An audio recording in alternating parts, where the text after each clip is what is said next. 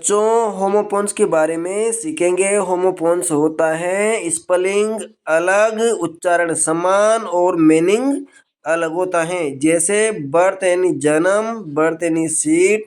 scene यानी दृश्य, scene यानी देखा हुआ, टू यानी अधिक, टू यानी दो, बीट यानी पीटना, बीट सुंदर,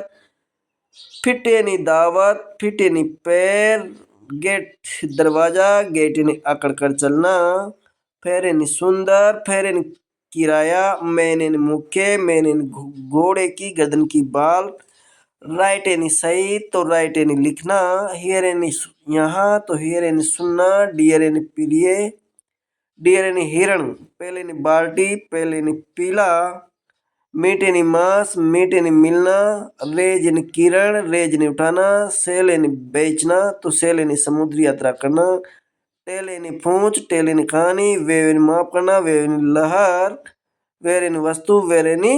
पहनना,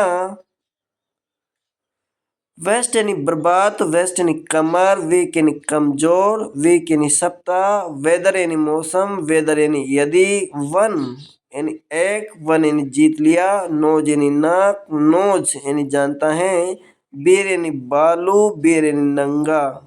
बीन यानी सेम की फली, बीन यानी होना,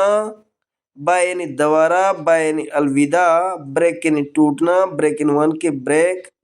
रूट यानी जड़, रूट यानी मार्ग, हेयर यानी बाल, हेयर यानी खरगोश, रोज यानी कतारे, रोज यानी गुलाब,